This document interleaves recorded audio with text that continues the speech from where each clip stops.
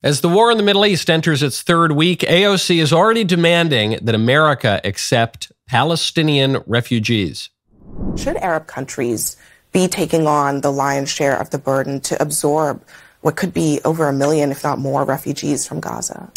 I think there's something to be said about the region's partners being able to support and step up Palestinians. However, that does not abdicate the United States from our historic role that we've played in the world of accepting refugees and allowing people to restart their lives here. No thanks. That seems like a bad idea. Maybe, perhaps, we could consider taking in the relatively small number of Christians living in the Palestinian territories. Not because we hate Muslims or anything like that, but because there are lots of Arab states around the Holy Land that could take the Muslims in, and America is a Christian country. And even putting Christian solidarity aside, that means there's a good chance that Christian refugees will assimilate. And the ability to assimilate matters because peoples and cultures are different. And there's one more concern, which might resonate more for AOC.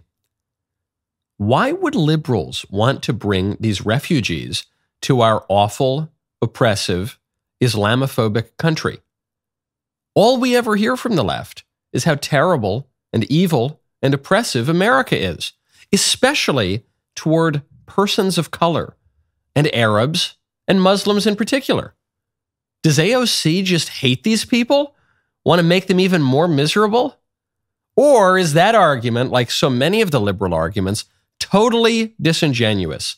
Nothing more than a fact-free rhetorical cudgel for beating Americans into submission to the left's political interest. I'm Michael Knowles. This is The Michael Knowles Show.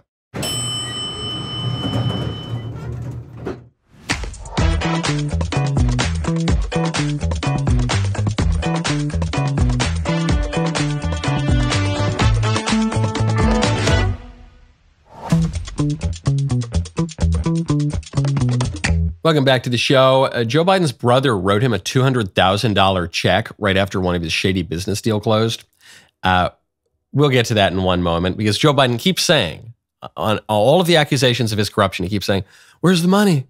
Show me the money. Where'd the money go? Well, we have a check. We have the money. So we'll get to that in 1 second. First, though, I want to remain on this point about the differences of peoples for a while. There's a story out of Italy. Italy has this lady prime minister, Giorgia Meloni, heralded as a great conservative hope in Italy. And Meloni has just announced that she's split from her long-term romantic partner. They were not married, but they have a kid together, and they've been together a long time. This guy is an Italian TV journalist, and they split because he cracked a joke with some of his colleagues about having a threesome or a foursome, something like that. It's unclear how serious he was about inviting the colleague to have a threesome with him. But in any case, Meloni said, okay, we're through. And my main take on the story, forget about marriage and family and what this means about Western decadence and what, put all of that aside for a second. My first reaction to this story is the Italians, man. You know, a zebra doesn't change its spots. Is that how the saying goes? The peoples, this coming after decades of the political influence of Silvio Berlusconi, the former Playboy Italian PM who would hold bunga bunga parties with the young niece of Muammar Gaddafi and make jokes about how he had to turn his Playboy charm on to speak to lady foreign ministers and prime ministers around the world. And this guy who just lived a lifestyle of a Casanova, of the classic Italian Playboy. And I think, man, these Italians, they don't change. This has been true going back to antiquity. Because cultures and people are different, okay? This is actually one of the major themes of The Godfather. In The Godfather, you got this Italian family, and they come to America, and they believe in America, and we all believe in America, and they're going to assimilate, and you got the young Michael Corleone, the son who, even if the rest of his family is going to be in the business of the mob, he's going to be the clean-cut American war hero. He's going to go to Dartmouth. He's an Ivy League graduate. He's going to be the American. As Don Corleone says to him, you're going to be the senator, Michael. You're not going to be buying off the senators. You're going to be the senator. You're going to be the American guy. But the culture just pulls him back in. Just when he thinks he's out, it pulls him back in. The pull of culture, the pull of one's tribal identity from the family all the way up to the nation and a people is very, very strong. And what multiculturalism and liberalism has told us for the past many decades now, 5 or 6 decades, is that peoples are all basically the same. So you can transplant a guy from Timbuktu into America, and within 5 minutes, he's going to be eating hot dogs on the 4th of July and eating apple pie and indistinguishable from somebody whose family came over 400 years ago. And that's just not true. Assimilation is very, very hard. And that's something we need to keep in mind when AOC is suggesting that we need to import 1 million people, the majority of whom elected Hamas in 2006. Not a good idea. Not going to be very good for American prosperity. When you want to think about your own material prosperity, you got to check out Birch Gold. Right now, text Knowles to 989898. The G20, or Group of 20, is an international forum for governments and central bank governors. It was established in response to the financial crises of the late 1990s with the aim of promoting international financial stability. Last month, the G20 announced a plan to impose digital currencies and digital IDs on their respective populations. Central bank digital currencies essentially allow the government to track every purchase you make. Even if you don't follow international economic policies all that closely, you should be concerned and you should consider diversifying at least some of your assets into physical gold with the help of Birch Gold Group. Call Birch Gold today to preserve your savings in a tax-sheltered retirement account. If you have an IRA or 401k from a previous employer, call Birch Gold and they will help you convert it into an IRA in gold.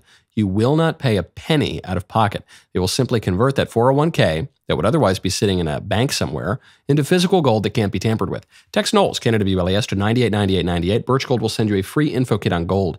If digital currency becomes a reality, you will be glad to have something physical to fall back on. Text Knowles, Canada BLAS, to 989898. Claim your free info kit on gold today. Speaking of Palestine and assimilation, there's a photo that went viral. I think Libs of TikTok, our great friends over there, posted it.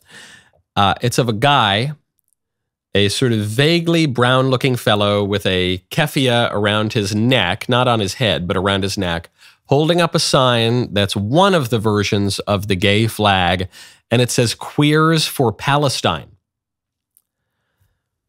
And everyone's attacking this guy, mocking him. I want to have a different take here. I'm with him. I stand with him.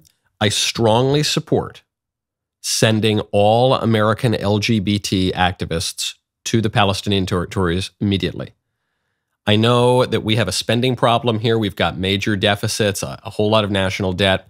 I don't care. Money is no object. I am strongly in favor of Congress allocating funds to send every single American LGBT activist, not just the ordinary people who kind of do some weird stuff in the privacy of their own, but I'm like the activist types, you know, the ones with the signs and the flag and the yelling and the screaming and the changing our curricula and our standards in public life. I want to send every single one of them to Palestine immediately. If we need to send them with first-class airfare, I'm fine allocating that money as well. Whatever it takes, we need to support the Queers for Palestine.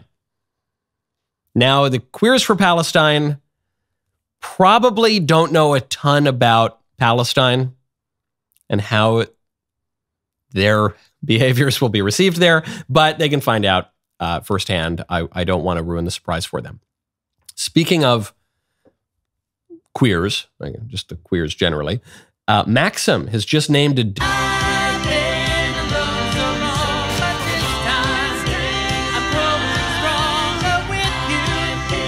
Now, speaking of digging deeper, where's the money? Where's the money proving that Joe Biden is a crook and was peddling American influence overseas to enrich himself and his family? Where's the money, Jack? Come on, Corn Pop. Show me the check. Well, we got the check. James Comer, who's running the House Committee on Oversight and Accountability, has revealed bank records that show a $200,000 direct payment from James and Sarah Biden, Joe's brother and sister-in-law, to Joe Biden.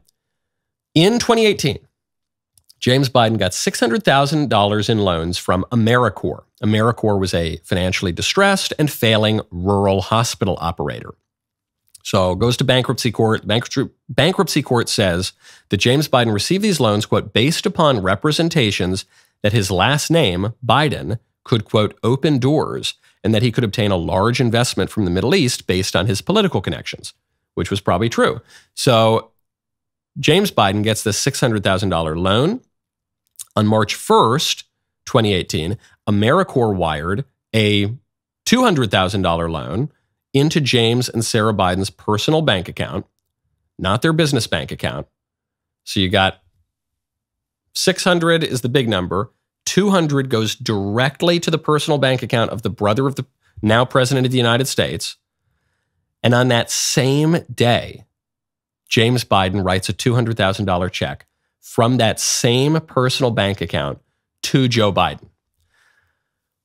What more evidence could we possibly have that Joe is taking bribes? There's no more. You couldn't have a more smoking gun.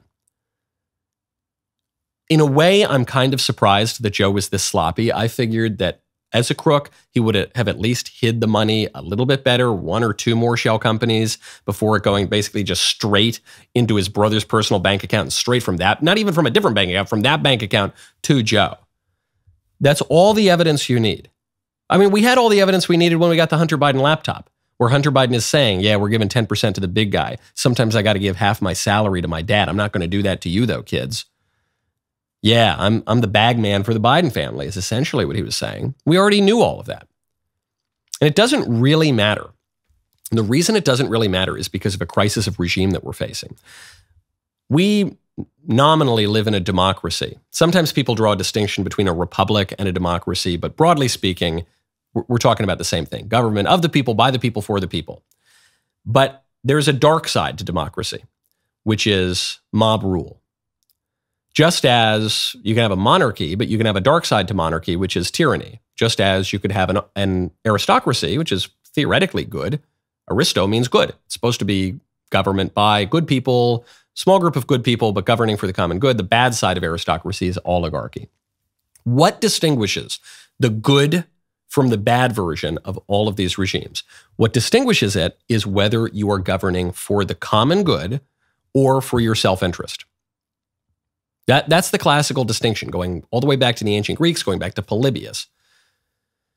In modern political philosophy, people make less of this distinction. Thomas Hobbes famously said that distinction is basically bunk, and we just view our own regimes as good and other people's regimes as bad. But I think the distinction is pretty real. There have been good monarchs throughout history, and there have been tyrants throughout history. There have been good democracies throughout history, and then there have been states run by mob rule. The problem here is the American democracy, such as it is, has already decayed so significantly that people are ruling openly for self-interest. And so this $200,000 check is not going to bother the Democrats, because the Democrats are going to say, well, at least he's our guy. At least he's on our side. Yeah, he's enriching himself, but who cares? He's going to enrich me too. He's going to give me handouts. He's going to punish my enemies. He's going to let me and my friends off the hook for committing the same or worse crimes as the conservatives and the Republicans. So yeah, he's governing out of self-interest, but he's our guy, and we're governing out of self-interest too. This is the line of, I think it was H.L. Mencken, who said, democracy is the theory that the people know what they want and they deserve to get it good and hard. Now, when you want to talk to your fellow citizens and deliberate and persuade them, and one hopes govern for the common good, you got to start out by talking to them, and that's why you need to check out Pure Talk. Right now, go to puretalk.com/Knowles. Pure Talk recently announced that they would alleviate $10 million in veteran debt by Veterans Day. Thanks to your support last week, Pure Talk is 53% to their goal with 2 weeks to go. Now think about this. We have a 100% volunteer military, men and women who raise their hands to sacrifice for this country. And when they're done serving, they come back to a tight job market and an outrageous cost of living expenses. That is why I am so happy a private company like Pure Talk has jumped in to help. When you switch to Pure Talk's lightning-fast 5G network, they will donate a portion of every new order to this noble cause. You can make a real difference just by choosing superior cell phone service. Pure Talk's plans start at just $20 a month, offering unlimited talk, text, more data, and a mobile hotspot. Just go to puretalk.com/Knowles, K-N-W-L-E-S, to make the switch. Let's rally together and show our unwavering support for our veterans. That is puretalk.com/Knowles, K-N-W-L-E-S. Switch to Pure Talk today. It is the right move, and it is the American way. Speaking of national leadership, sorry to report, Jim Jordan is out of the race for Speaker of the House. In a way, I'm happy to report this because I like Jim Jordan, and I think Jim Jordan is a good guy, and I wouldn't want to wish the worst job in Washington, D.C. on him. But he would have been a good speaker. Would have been great for conservatives. Anyway, he's out. Couldn't get the votes. So now we have new people in the race, one of whom is the young Byron Donalds. I am a candidate officially. We put out a notice on our X that telling the American people and my colleagues that I've thrown my hat in the ring to run for Speaker of the House. Look, let's be very clear. Our House right now, we're having some issues. We can repair those issues, but it requires us to be unified, number one, go back to business and secure our border, actually fund this government responsibly, and then continue to lay out that conservative vision for the people who sent us here. That job can still be done. I believe I am the leader that can get that job done. That's why I threw my hat in the ring to run for Speaker of the House. He's in the race. He's in the House Freedom Caucus, so he's siding with the conservatives. He's close to President Trump. He is a favorite of at least a good portion of the GOP base. 44 years old. He was first elected to Congress only a few years ago. So obviously, ambitious guy. His critics are going to knock him and say he doesn't have the experience. He's too new. He doesn't know how to work the levers of power. For Speaker of the House, that's maybe the most important thing to do. Any kind of congressional leadership, you got to know what buttons to push, what levers to pull. So it'll be hard, I think, for him to get the requisite support. But on the flip side, any congressmen who vote against him are racist. Those are the rules now. Those are the rules. I didn't make the rules. The libs made the rules. But those are the rules. This guy could be the first black Speaker of the House of Representatives. And so anyone who votes against him is a big racist. And that's that. It's good for the goose is good for the gander. If it gets us a Republican speaker, that's fine. The word racism doesn't mean anything anymore, so I don't even think it's dishonest. It's just like calling someone a flimity-flamity floop. It doesn't mean it's not dishonest to call someone that. It just doesn't mean anything. So, okay. You vote against Byron Donalds, you're a racist. There are other candidates for speaker. Actually, as of this morning, I think everyone is running. I think I'm running. Matt might be running. Candace, Brett, she's in Hungary right now. She's probably running for speaker, though. Every Republican in the world is running for speaker. The first few guys, though, to throw their hats in, well, you've got Byron Donalds. Then you got a few other people. You got Representative Kevin Hern. He's the chairman of the Republican Study Committee. You've got Congressman Jack Bergman. He's an impressive guy, former Marine Corps Lieutenant General. He's been in office since 2017. You got Pete Sessions. Pete Sessions has been in Congress for a long time. He's served for 11 terms, but he was defeated in 2018, and then he got reelected in 2020. And Sessions also formerly ran the National Republican Campaign Committee. So he was in leadership, doling out money. That might give him a slight advantage, though it was a long time ago. He ran the NRCC back in 2009 to 2013. So, what have you done for me lately does prevail on Capitol Hill. I don't know who's going to win it, and there are about 1 billion other people who are going to jump in the race too. The thing that surprises me most about this is that these are all pretty solid guys. Maybe Sessions, just by virtue of having been there for a long time and having been around leadership, maybe he's got a little bit of the upper hand. Maybe, I'm not even convinced of that. But these are all pretty conservative, pretty solid guys. All four of these guys are at least as solid, I think actually significantly more solid and conservative than the previous speakers we've had, than Kevin McCarthy, than Paul Ryan, than John Boehner, maybe even than Newt Gingrich. I really like Newt Gingrich, but 90s were a different time, but he had some liberal eccentricities when he was speaker. That's not a bad situation for us to be in. We need a speaker, though. And if this works, if we end up getting an effective conservative Speaker of the House, then Matt Gaetz's stunt will have been worth it. It will have been vindicated. If we don't, and we end up with some squish compromise candidate that the Democrats are controlling, then things will not be looking very good for Congressman Gaetz. Now, speaking of candidates, RFK Jr. has just come out and endorsed some form of reparations for slavery. And I love this story. I love this story. Some conservatives are really upset by it. I'm not. I'm so happy about it. Here's what he said. He said, we need federal tax dollars to, quote, rebuild black infrastructure like banks and businesses. He supports, quote, direct redress payments or tax credits to black people by virtue of being black. He says communities that were specifically targeted for destruction need to be specifically targeted for repair. During Jim Crow, black banks, businesses, hospitals, schools, and farms were targeted for destruction. Racists knew that without these, the black community had no chance of building wealth. We must set aside federal dollars to rebuild black infrastructure. These programs complement direct redress payments or tax credits to the descendants of the victims of Jim Crow and other victims of persecution. RFK Jr. will find ways to offer this redress that are legal, fair, and win the approval of Americans of all races. Okay. You know, I hate to say I told you so. I called it when Americans and when the right-wingers in particular were saying, RFK Jr., he's a right-winger. That guy, he's a conservative candidate. We should back him over Trump or DeSantis or somebody. I said, he's a lib. He's a liberal. That's no knock on him exactly. He's always been a liberal. His name's Kennedy. He just sides with us on COVID vaccines, which is good, but there are other issues, like the economy and abortion and immigration and national security and like everything. And he's with the liberals on pretty much everything, environmentalism, energy. And he happens to be with us on COVID vaccines. To RFK's point, the actual point he's arguing here, he says that black people were treated unfairly, so we need to give them money in different forms. Of course, that was the point of the expansion of the welfare state in the 60s. That was the point of the Great Society. That was the point of the laws that followed the Civil Rights Act. It was about transferring wealth and investing in black infrastructure and giving handouts and tax credits and different sorts of things specifically to black people. And it didn't really improve things at all. So when you hear about a Kennedy Democrat, this is exactly what we're talking about. The Kennedy Democrats have not changed one iota since the 1960s. The problem is those policies from the 1960s didn't help anything. And in many ways, they hurt the country and the position of black people. So it's just more of the same. But the other reason I love this story is we've been told that from all the geniuses, even on the right, they say, oh, if RFK Jr. runs, he's going to take votes from Trump. And the reason that people have said that is because Trump, he's a kooky populist.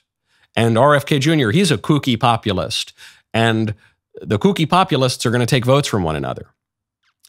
The people who have the opinion that RFK Jr. was going to take more votes from Trump than from Biden are the kind of people who really don't like Trump. And they write off Trump as some eccentric, populist, unmoored man who has no principles whatsoever, who just appeals to the basest appetitive elements in society. That's not my view of Trump. I like some of the other Republicans too, but I also like Donald Trump. And I have long thought that Donald Trump appeals to a basically coherent, in fact, rather traditional kind of American conservatism. And there's a coherence to his political program, even if he sometimes says things that are somewhat contradictory or eccentric. And therefore, if a liberal comes around, he's not going to be able to pull the wool over the eyes of Trump voters. That Trump voters are not as gullible and deplorable and irredeemable and whatever else the establishment tells us as the establishment might have us believe. And then guess what? You see polling Americans, even in certain decisive places, on who they would vote for if it were Trump versus Biden, and then who they would vote for if it was Trump versus Biden versus RFK Jr. And guess who RFK Jr. takes more votes from? Guess who hates to say I told you so? It'd be me. I'm the one who did it. Speaking of the Republican primary, Ron DeSantis looking really, really good over the weekend as he himself evacuates more Americans from the Holy Land as war breaks out. Happy to report we had another flight bringing Floridians back from Israel land in the wee hours of the morning. We've been able to help hundreds of people get back from the war zone safely to the United States, to the state of Florida. We've also put a lot of supplies that have been donated over to Israel, and I know they're really appreciative of it. And we've got another flight coming most likely tomorrow morning. So federal government dragged its feet. A lot of those folks didn't have any options. We stepped up, showed the leadership, and are delivering results.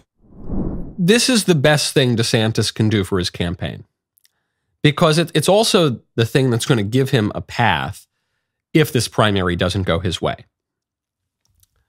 Ron DeSantis is never going to beat Donald Trump at the charisma game. Nobody is. It's not even a knock on DeSantis. Nobody is. Ron DeSantis is not going to beat Donald Trump on the rhetoric game. DeSantis might have more controlled or disciplined rhetoric, but it's not as exciting. Ron DeSantis is never going to beat Donald Trump on the debate game. Trump's not even going to go to the debates. DeSantis is not going to beat Donald Trump on the rally game. Trump's always going to have more exciting rallies. The thing that Ron DeSantis can do is get results from his political office. Donald Trump does not currently have a political office. Ron DeSantis does. So Donald Trump, I guess, could send his airplane to live as a private citizen to lift people out of Israel. Might be kind of difficult to do. Ron DeSantis is governor of Florida with potentially constituents and family members of constituents in the Holy Land. He can send airplanes over there and he can get results done. And what's great about that strategy is, one, if Trump stumbles, he'll be able to point to, I've been doing this, I've been doing that, I've been very effective, I've been doing my job. I'm not just selling out my second term as Florida governor to run for president. I'm still getting stuff done, which he's doing. And if the primary doesn't go his way, he won't have completely blown his career on one failed bid for president. He'll still be able to point to momentum and achievements. He can make the most of his time in the office that he's sitting in, especially as the presidential election does not appear to be going his way. Speaking of evacuating the Holy Land, some good news. 2 American hostages have been released by Hamas.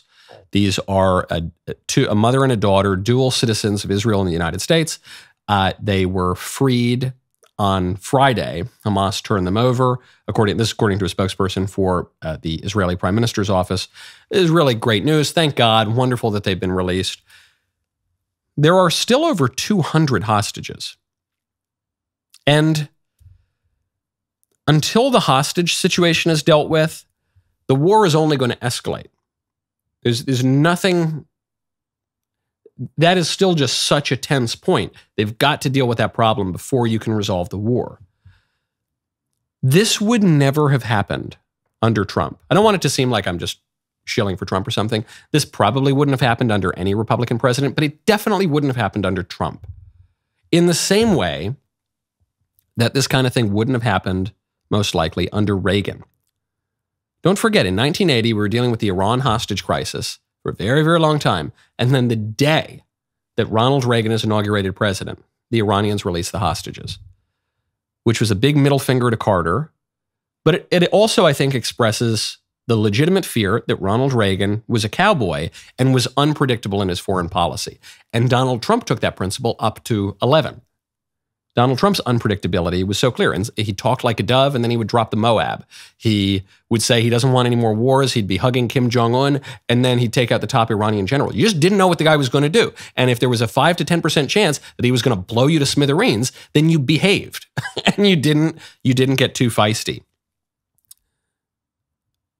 During the 4 years of the Trump administration, that is the only time in the last 22 years that Vladimir Putin didn't invade a new country or didn't go further into a country he'd already invaded. It's the only time in those years that we didn't have new wars breaking out in the Middle East. You actually had peace agreements being signed in the Middle East. That you had relatively global peace. And it's amazing how quickly things can fall apart. We are now on the brink of World War III. We still have hostages overseas. Amazing how quickly things can fall apart. And the question is, can you restore things just as quickly if Trump gets reelected, or if Trump loses the primary and Ron DeSantis gets elected, or Vivek gets elected, or Nikki, or whoever? Can you restore what has been broken that quickly? Maybe. It's much harder to do. Maybe you could, but it better happen fast because the world is descending into global conflict. Are you still getting your chocolate from woke companies? Well, you should get Jeremy's chocolate instead. Right now, you can save big with 30% off our famous he, him with nuts. Where's the nuts one? That's this one. The one's got nuts. And the she, her, which is nutless. Do you get it? Get yours in the full size or our shareable microaggression size. Perfect for giving out to friends, family, and neighbors. Time is running out. Today is your last chance to stock up now in time for Halloween. Go to jeremyschocolate.com today. My favorite comment on Friday is from Michelle McDermott, 75, who says, I know Michael's show is mostly watched by the younger generation, but this 75-year-old Italian grandmother loves watching. I'm so honored to hear that. And by the way, Michelle, This show is for all ages. It's for all. Some shows in politics, and especially on the right, they 90% target young people. Our show is enjoyed by all sorts of people. In fact, I was very privileged to go to have some pizza with some Dominican sisters over the weekend. It was very nice. And I found out that a sister, not of the Zoomer or millennial or even Gen X generation, a sister of a certain age, watches the show regularly. And I was so honored by that. And I realized I got to make sure that I have properly formed content based on solid philosophical and theological principles. And we keep this show wholesome. This is a family show, no naughty language, but I'm really honored that we can get the Utes and the Italian grandmothers and lots of people in between. Speaking of Israel-Palestine, this is a story that was going around last week. I meant to get to it then, but I'll get to it now. There's a pizzeria in Gaza, the Eiffel Bakery and Supermarket. Or I guess, actually, okay, it's located in Judea and Samaria. The pizzeria posted an advertisement of one of the hostages who happened to have been a Holocaust survivor holding a pizza. And it was basically mocking this hostage. And then Israel decided to completely destroy the pizzeria. Understandably so. This is war, and Israel sees one of the hostages being mocked by this private business, and Israel just goes in and levels the pizzeria. I get it. If I were the prime minister, I very likely would have done the same thing. But what is the legal basis for that? What is the legal basis for leveling the pizzeria? I don't think anyone's claiming that the pizzeria was housing Hamas leaders or weapons or anything like that. The justification for leveling the pizzeria is because they were mocking this hostage, and that's extremely provocative. And Israel and the Palestinian territories are at war right now. And in war, people break things. That's the argument. But that's a reminder, too. We are in all-out war, and you're going to hear all sorts of legal justifications and all kinds of arguments for why this side is doing this or that side is doing some other thing.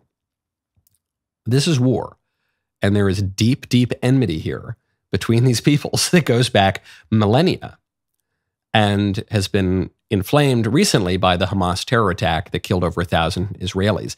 And things are going to get really, really ugly. And it is just a reminder to me of something I've been saying repeatedly since the war broke out, which is the U.S. interest in the war in the Middle East is to contain the war. That's not the Palestinian interest.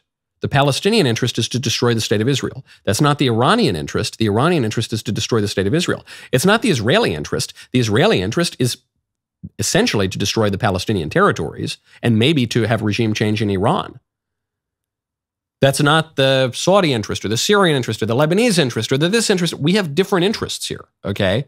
And that's understandable. Nations are different. Peoples are different. They're in different parts of the world, and they've got different strategic interests. But ours remains to contain the war before it spirals out of control, if it hasn't already.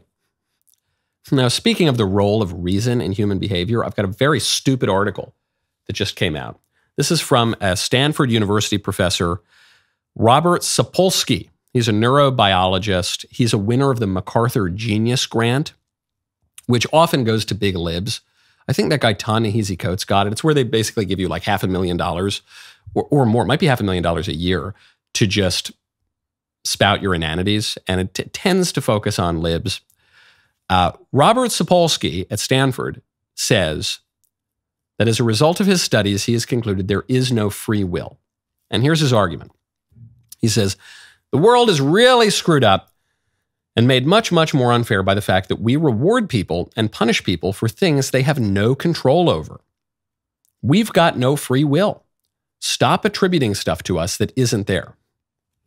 So he's not just saying that we punish people for the ordinary things that we have no control over. You know, we do something accidentally, or we've got some impulse that we can't quite control, or we're mentally deficient, or, you know, children have no impulse control, very little, so we're not. And he's saying anything we do, anything, is something that we have no control over, because we have no control over anything at all. The article goes on. If it's impossible for any single neuron or any single brain to act without influence from factors beyond its control, Sapolsky argues, there can be no logical room for free will. And there we see it. Because what is his argument? What is his argument for us having no free will? Is it that he's discovered some bizarre fact that we act before our conscious thought kicks in?